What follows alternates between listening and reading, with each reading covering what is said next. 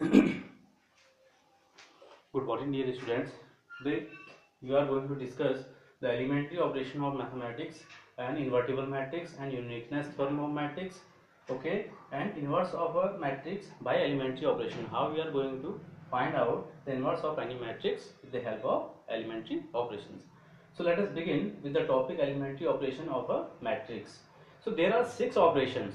Okay, there are 6 elementary operations on a matrices, 3 of which are with respect to row and 3 of which are with respect to column.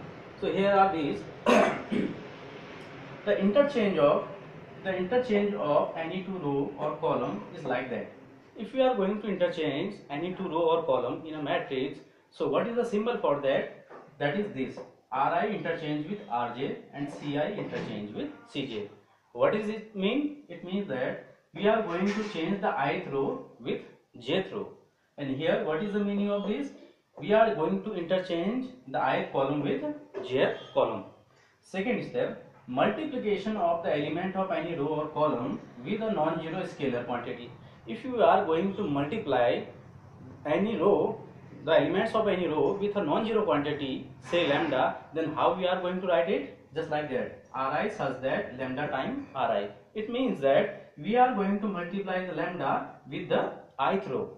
Similarly, if we are going to multiply ith column with lambda, then we write it just like that, Ci such that lambda times Ci. The addition to the element of any row or column with the corresponding elements of any other row or column multiplied by any non-zero scalar is like that. If we are going to add the elements of any row with the corresponding elements of other row with the multiplied by lambda, then we are going to write it just like that, Ri such that Ri plus lambda Rj. What does it mean, students? It means that we are going to add the element of ith row. We are going to add the element of ith row with the element of jth row, but lambda times the element of jth row. Similar way, here Ci such that Ci plus lambda Cj. What does it mean? It means that we are going to add the element of ith column with lambda times the element of jth column. Okay, we will discuss these properties while we are going to solve any example. Okay, then the doubt will be clear. So here the inverse of a matrix by elementary row operation. How we are going to perform this operation while we are going to solve any question? So these are some properties, these are some points which we have to put in our mind while we are going to solve any question with the help of elementary operations. First thing is, if operation is going to perform with respect to row, अगर हम operation को रो के respect में लगा रहे हैं students, रो के respect में सॉल्व कर रहे हैं, तो सबसे पहले आप क्या करेंगे? पुट a इक्वल टू आई ए. पहले आप इस फॉर्म में लिखिए उसको, a इक्वल टू आई ए. फिर क्या करना होता है? इस a में मैट्रिक्स की वैल्यू को रखेंगे, यहाँ पे एक ही जगह मैट्रिक्स की वैल्यू पुट करेंगे, और यहाँ पे जितने ऑर्डर की मैट्रिक्स है उतने ऑर्डर का आइडेंटिटी मैट्रिक्स, और इस a को a ही रहने देंगे.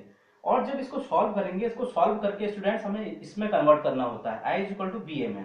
मीन्स इस a को हमें ऑपरेशन लगा के आइडेंटिटी में कन्वर्ट करना होता है, और जब हम इसको ऑपरेशन के द्वारा आइडेंटिटी में कन्वर्ट करेंगे तो ये i भी, इस i में भी ऑपरेशन लगेंगे, तो ये i चेंज होकर हमें एक मैट्रिक्स b देता है. इसी मैट्रिक्स b को हम बोलते हैं inverse of a. Is it clear? Second, if you are going to perform the operation with respect to column, अगर हमें कॉलम के रिस्पेक्ट में कर रहे हैं परफॉर्म, तो हम क्या लिखेंगे? We write a is equal to A I.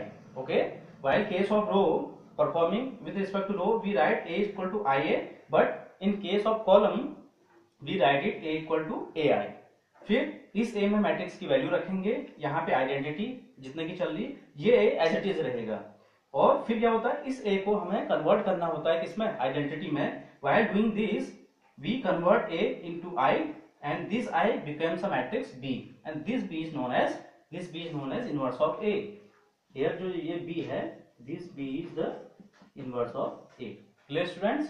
Third point, number of steps while performing any operation. जब हम इस ऑपरेशन को परफॉर्म कर रहे होते हैं स्टूडेंट्स, तो ऑपरेशंस कितने होंगे? टोटल स्टेप कितने स्टेप में ऑपरेशन होना चाहिए? तो इसकी कंडीशन है, if order is n cross n, अगर मैट्रिक्स जो है एक स्क्वायर मैट्रिक्स है n क्रॉस n ऑर्डर का, तो नंबर ऑफ स्टेप्स कितने हो जाएंगे? n square minus 1.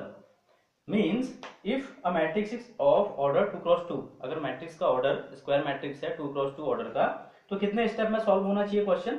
2 square minus 1 that is 3। और अगर 3x3 का स्क्वायर मैट्रिक्स है तो कितने ऑपरेशन में सॉल्व होगा वो? 3 square minus 1 that is 8। Is it clear? Now our second topic is invertible matrix. So what is invertible matrix? If A is any square matrix of order m, then B be another matrix square matrix of same order. A कोई square matrix है उसका order m है, then वहां एक matrix B exist करेगा same order का, किस प्रकार से? such that AB equal to BA equal to I means if the product of both matrix A and B is equal to BA. पहली चीज तो ये होगी कि A B equal to B A, means जो प्रोडक्ट है वो commutative हो गया।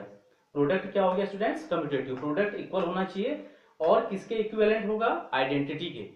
अगर ए कोई स्क्वायर मैट्रिक्स है एम ऑर्डर का और बी कोई स्क्वायर मैट्रिक्स है सेम ऑर्डर का, then the product A B must be equal to B A. It means that A B और बी ए इक्वल होने का मतलब क्या है कि ए बी जो होगा वो कम्यूटेटिव मल्टीप्लीकेशन के कम्यूटेटिव रूल को होल्ड कर रहा हो और जो प्रोडक्ट है वो किसके बराबर हो? उसी ऑर्डर के आइडेंटिटी के बराबर हो, then we say that B is the inverse of A. Okay. और दूसरी कंडीशन क्या होती है इन्वर्टिबल मैट्रिक्स की?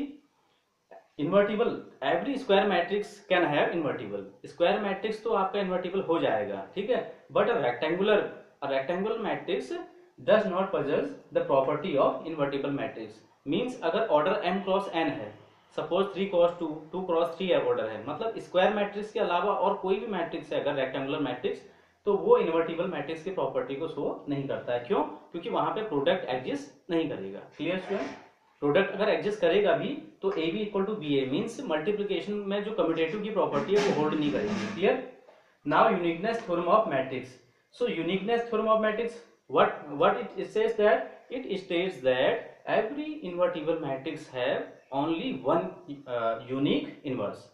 कोई भी मैट्रिक्स है, ठीक है, स्क्वायर मैट्रिक्स है, उसका केवल एक ही क्या होगा? इनवर्स होगा। ठीक है, it is called the uniqueness theorem of matrix and this is the proof. If A equal to Aij be any square matrix of order m, let B, C be any two inverse of A। अब हुआ क्या है? A है, A के मुझे inverse निकालना है, तो मैंने सपोज कर लिया, I suppose that B and C be any two inverse of A of same order। B और C जो है दो इनवर्स मान लिए मैंने। So if B is inverse of A, then by condition of invertible matrix AB equal to BA equal to I, first condition। Second, if C is also inverse of A, then by the property of invertible matrix AC is equal to CA equal to I, equation number 2। Okay, so now can we write B equal to IB? B को मैं I into B लिख सकता हूँ, because हम जानते हैं अगर हम किसी भी मैट्रिक्स को आइडेंटिटी से मल्टीप्लाई करें तो हमें क्या मिलता है? सेम मैट्रिक्स मिल जाता है ना, आइडेंटिटी। जैसे मल्टीप्लिकेशन की केस में अगर मैं बात करूं, 1 से किसी भी नंबर को हम मल्टीप्लाई करें, 1 1 जा 1, 2 1 जा 2, 3 1 जा 3, तो वो सेम नंबर मिल जाता है ना। तो मल्टीप्लिकेशन में 1 क्या? आइडेंटिटी का काम करता है। सेम हियर, जो ये I है ये मैट्रिक्स की कंडीशन में आइडेंटिटी का काम करेगा। तो I से किसी भी मैट्रिक्स को मल्टीप्लाई करेंगे तो सेम मैट्रिक्स हमें रिजल्ट के रूप में मिलता है। So we can write B equal to IB। Now putting the value of I AC here, putting the value of I CA, I की वैल्यू CA हम सेकंड से यहाँ पे रखेंगे, तो CA इंटू B। अब what is the value of CA, है ना? What is the value of CA? C को यहीं पे रखेंगे, A को B के साथ ले लेंगे, तो C into AB। What is the value of AB? AB equal to I, तो C इंटू I हो जाएगा। Again C into I, we will give C। So here you can see that matrix B is equal to C। It means that every square matrix have only one inverse। Okay, now second proof, prove that AB whole inverse is equal to B inverse into A inverse, where A and B are both invertible element of invertible matrix of same order। Okay, so here we are going to perform that AB inverse is equal to B inverse into A inverse। So we know that by the property of invertible matrix, we know that if A is any what? Square matrix and B is its inverse, then AB is equal to I। Is it clear? Where B is A inverse, so applying same condition here, if AB is a square matrix, then AB multiplied by AB inverse must be equal to I by the property of invertible matrix। Now what we are going to do? Now multiplying both side by A inverse, दोनों ओर A inverse से multiply करने पे तो क्या हो जाएगा इधर? A inverse into AB dot AB inverse is equal to A inverse into I। Now you can see that A inverse into A must be equal to identity.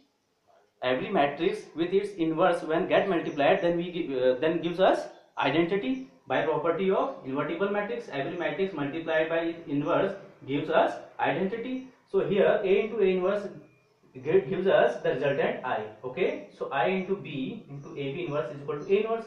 Same condition, A inverse से identity की multiply होगा तो A inverse मिलेगा. Now I into B again gives us B, so B into AB inverse is equal to A. Now what is the second step? Now multiplying on this by B inverse. Okay, so B inverse में इसमें multiply करेंगे. So what we give B inverse into B dot AB inverse is equal to B inverse into A inverse. Now again B into B inverse gives us identity, because every matrix when get multiplied with its inverse then the resultant is identity by the condition of invertible matrix.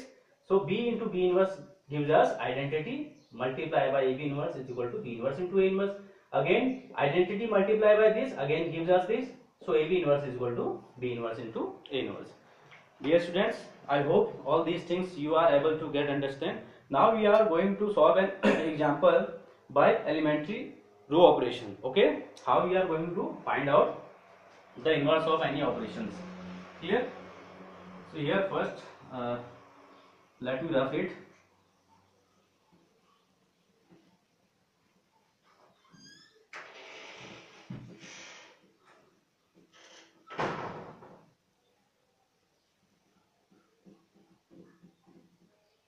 So let us example.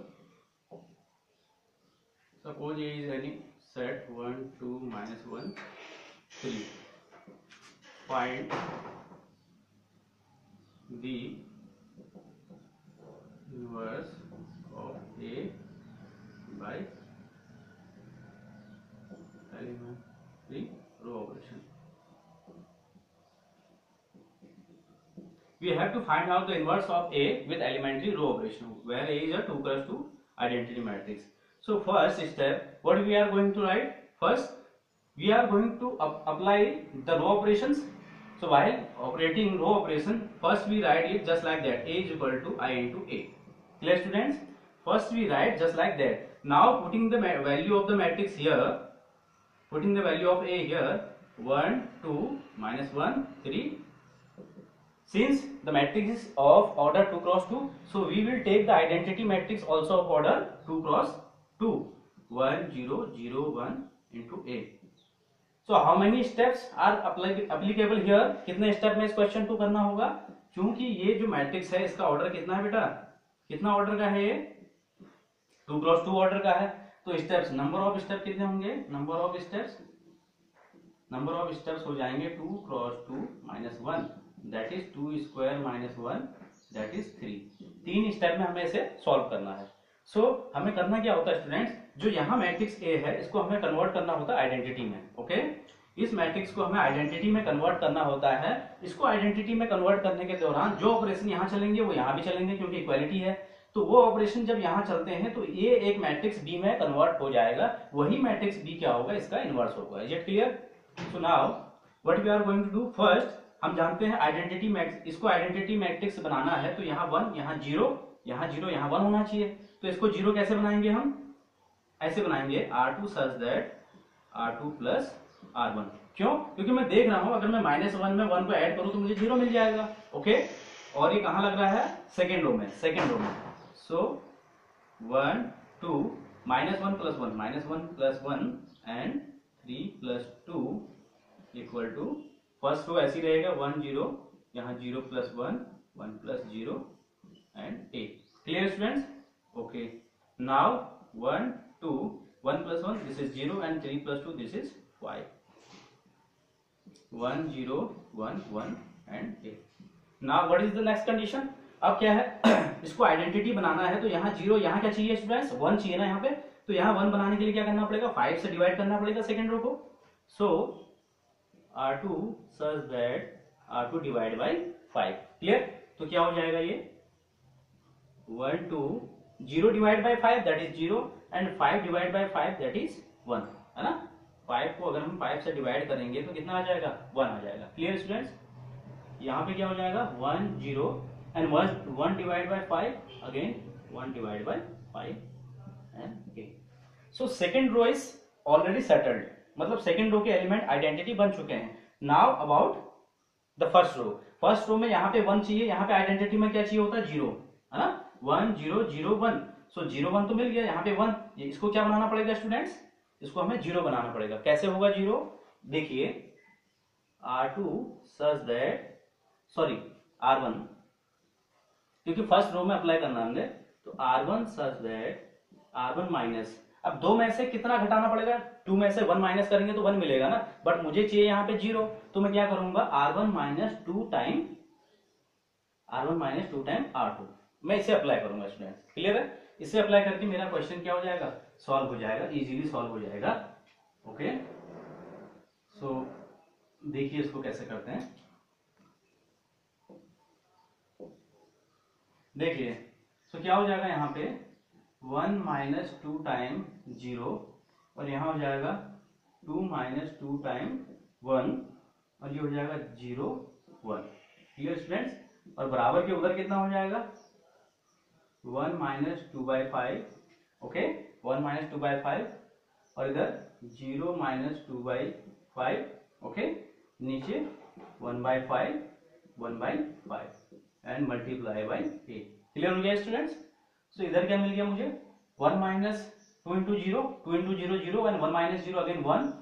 2 minus 2 कितना हो जाएगा, 0, या 0 1. और यहाँ पे ये हो गया 5 1 जा 5 minus 2, that is 3 by 5, and that is minus 2 by 5. Clear, that is 1 by 5, that is 1 by 5 and multiply by 8. Now we are going to convert it. This is identity. Okay, this is a matrix B, say, and this is A. We convert it in this format. Okay, we take it just like that, A is equal to IA, and we convert it into I is equal to BA. So the B here, the B is the inverse of A. This matrix B is the inverse of A.